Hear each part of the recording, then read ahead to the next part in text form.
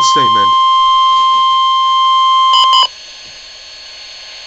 Forecast flooding increased from minor to moderate severity. The flood warning continues for the Huron River near Milan until late tonight at 7:30 a.m. Friday. The stage was 19.4 feet. Minor flooding is occurring and moderate flooding. His forecast flood stage is 18.0 feet. The river will rise to near 20.4 feet by this afternoon. The river will fall below flood stage this evening at 21.0 feet. Floodwaters may begin to affect businesses along the river near the village of Milan near U.S. Route 250. Water will be nearly 2 feet deep in portions of Franklin Flats. Low-lying secondary roads near the river may become impassable. At 19.5 feet, floodwaters are over 1 foot deep in Franklin Flats.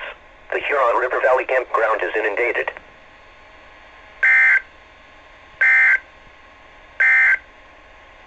The forecast for Cleveland and vicinity.